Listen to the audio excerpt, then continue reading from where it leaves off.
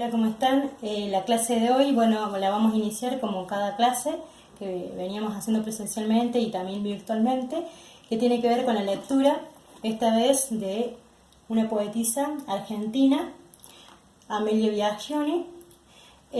Fue escritora argentina de la ciudad de Buenos Aires, nació en 1916 y murió en el año 2000. Al comienzo utilizó un seudónimo, Ana María del Pilar, hasta el año 1944 y después comenzó a escribir sus obras con su nombre. La poesía dice: cobarde. Basta decir, era el amor señero, decir, yo respiraba en su mirada. Mi sangre tomó un cauce de balada al revelar el alma, el que espero.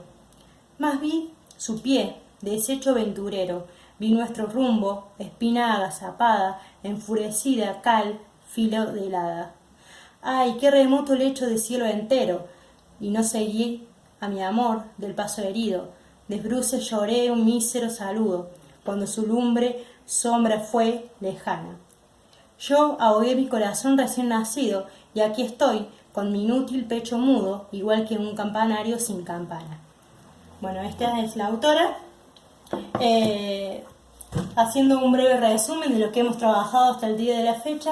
Tiene que ver con las estrategias de estudio, las técnicas de estudio, las notas marginales, la síntesis, las ideas principales, las ideas secundarias. Bueno, como así también el resumen y la síntesis que nos va a servir para trabajar durante todo el año. Yo les voy a subir al Edmodo un material de estudio que tiene que ver con los aspectos más importantes de la literatura. Este documento tiene una parte teórica y una parte práctica. La parte práctica la tendrán que entregar la clase que viene, y ahí en el documento mismo yo les voy aclarando un par de cuestiones que van a tener que tener en cuenta para el armado de esas actividades. La parte teórica va a tener que ver con una conceptualización de lo que es la literatura para la cátedra, es decir, al momento de evaluar no solo voy a tener en cuenta las definiciones que ustedes crearon, sino también ese concepto que vamos a trabajar desde la cátedra. Después, bueno, vamos a encontrar lo que son las finalidades de la literatura, que si bien hay una finalidad que es general y tiene que ver con transmitir sentimientos, ideologías, pensamientos, la literatura también tiene distintas finalidades de acuerdo a lo que el lector quiere lograr el autor quiere lograr en el lector. También podemos ver en el documento por qué la literatura es considerada como un hecho comunicativo, y ahí vamos a ver el circuito de comunicación, que era el que habíamos dicho que íbamos a retomar. Posteriormente a eso van a tener un apartado donde va a estar la biografía de los dos autores, Roman Jakobson, que es el lingüista que trabajó con esto del proceso de comunicación, y Horacio Quiroga, que si bien es un argentino, escritor argentino, y este año íbamos a trabajar más con literatura universal, creo que lo considero pertinente porque es un cuento ameno, un vocabulario fácil, y creo que les va a gustar el cuento. Bueno, y finalmente se encuentra el texto para que lo puedan leer desde ahí y no tengan que andar buscando. Y bueno, eso sería todo por un lado.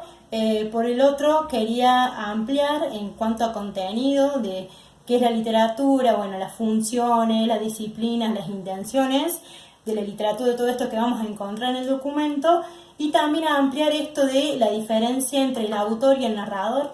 El autor es quien firma la obra, por así decirlo.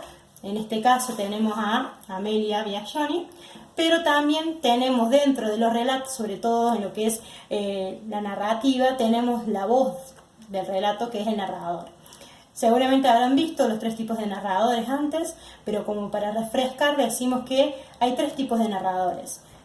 El protagonista es quien habla en primera persona y es aquel que vive los hechos, es quien cuenta la historia, conoce a los personajes. El narrador de segunda persona, que es el testigo, es quien observa, no es el que participa del hecho en sí de la obra, sino quien mira cómo actúan los personajes y lo cuenta. y el narrador omnisciente, que es el que narra en tercera persona y es el que sabe los sentimientos de todos los personajes. Bueno, estos tres narradores van a tener que ver en sí con lo que es la narrativa, que es otro tema que vamos a ver después de literatura, que la narrativa es todo aquello que se estructura a partir de un inicio, un nudo, un desenlace, como vemos desde siempre en la escuela dividido los textos. En este caso lo vamos a ver en los textos literarios, en lo que es cuento, novela y leyendas.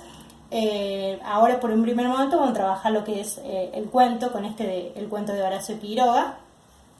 Y bueno, esto de también recuperar ciertos conocimientos previos que ustedes tienen sobre la narrativa, es decir, la narrativa, ¿qué es narrar?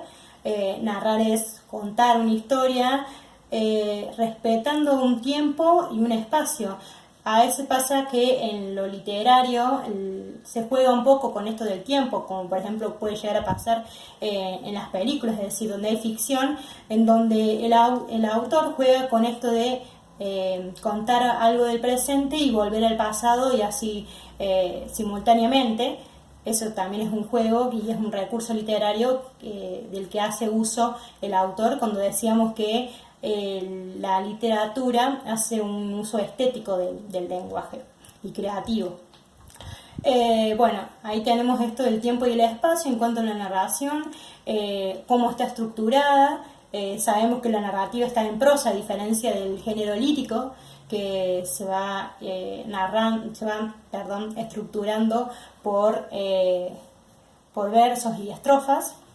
Y a diferencia de lo que es el género dramático, en donde está el teatro, que es donde encontramos los guiones de diálogo.